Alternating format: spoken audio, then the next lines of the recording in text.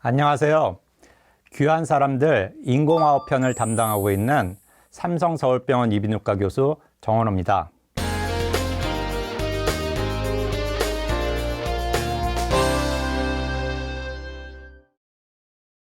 이번 시간은 인공화호 수술을 어떻게 하는지, 그리고 수술 중이나 수술 후에 나타날 수 있는 문제점에 대해서 설명해 드리도록 하겠습니다. 이번 강의는 제가 맡아서 하도록 하고요. 먼저 강의를 듣고 설명해 드리도록 하겠습니다. 이번 시간은 인공화호의 수술 과정 및 수술 후 발생할 수 있는 문제점에 대해서 말씀드리겠습니다.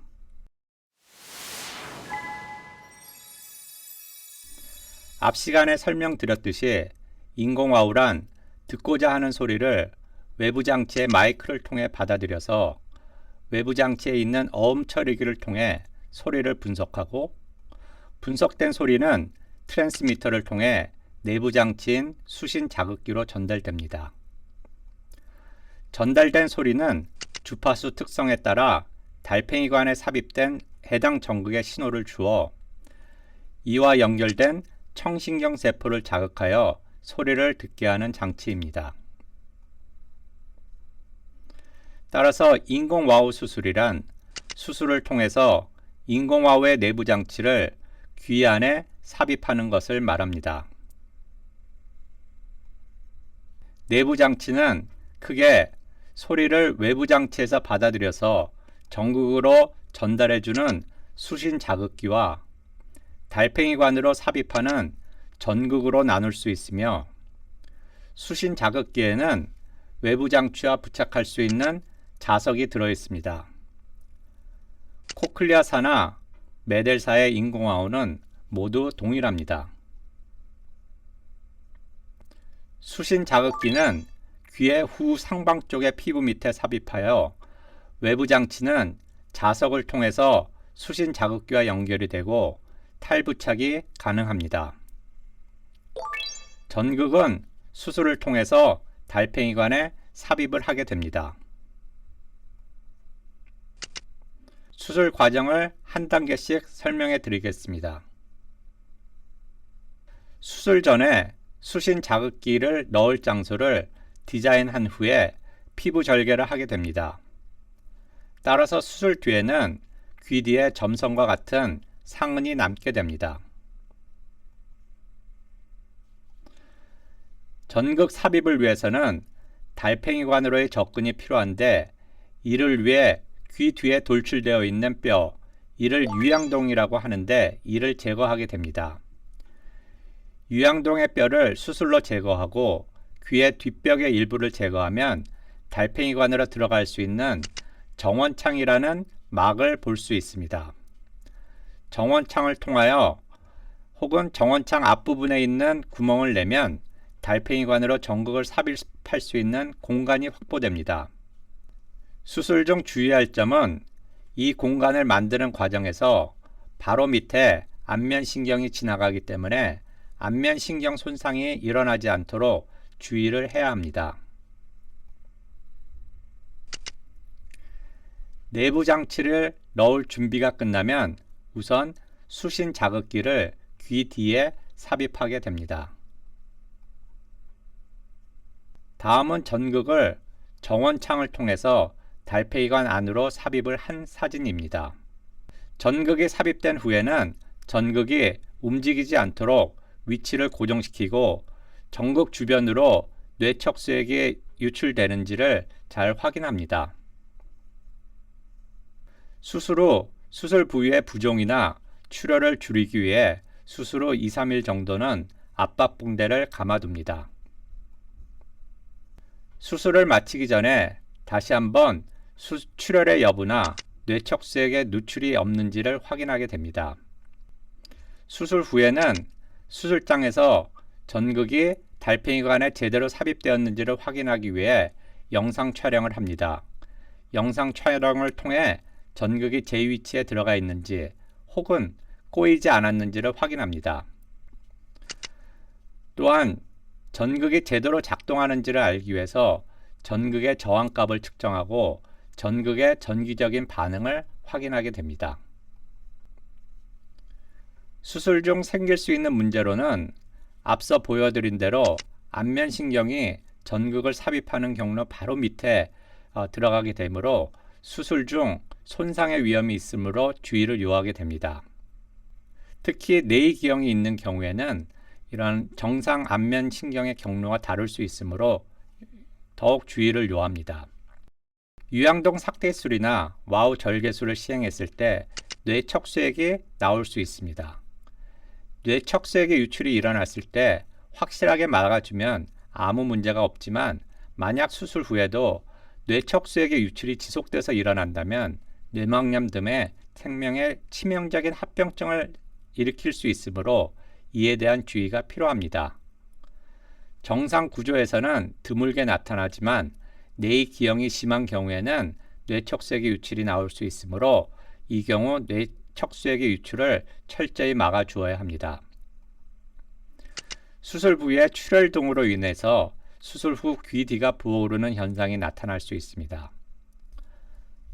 수술 후 어느 정도 시간이 경과한 후에 생길 수 있는 문제점으로는 첫 번째, 미각신경의 손상으로 맛의 변화가 올 수 있고 전정 기능의 이상으로 어지러움이 발생할 수 있습니다. 수신 자극기가 들어있는 부위에 부종이 생기거나 염증이 발생하여 기기가 노출되는 경우도 있습니다. 지속적인 뇌척수액 유출이 된다면 뇌막염이 발생할 수 있습니다. 전극에 의해 안면신경이 자극되어 얼굴에 떨림 현상이 발생할 수도 있고 잘 사용하던 기기가 갑자기 오작동을 일으켜 갑자기 안 들리는 경우가 있습니다. 대부분의 제조사의 기계가 1% 내외의 기계적 결함이 나타나는데 이러한 경우 재수술이 필요할 수 있습니다. 인공와우 수술을 하면 향후 머리 부분의 MRI를 촬영할 경우에 문제가 있을 수 있습니다. 즉, 인공와우의 내부 장치 안에는 자석이 들어있으므로 MRI 촬영 시에 자석이 손상을 받을 수 있습니다. 또한 촬영한 MRI 영상이 인공와우 기기 부분에 검게 나오기 때문에 잘 보이지 않게 됩니다. 이전 기기를 착용하고 있는 분들은 MRI 촬영 시 자석을 빼거나 자석을 움직이지 못하게 하고 촬영을 해야 합니다. 다음 사진과 같이 MRI를 찍는 경우 자석이 빠져나올 수 있기 때문입니다. 그러나 최근의 기종의 인공와우는 3테슬러의 MRI까지 특별한 처치 없이 촬영을 할 수 있도록 발전되었습니다. 삼성 서울병원에서는 2011년에서 2019년까지 925명의 인공와우 수술을 받았는데요. 이 중 재수술을 받은 사람은 43명으로 4.6%에 해당됩니다.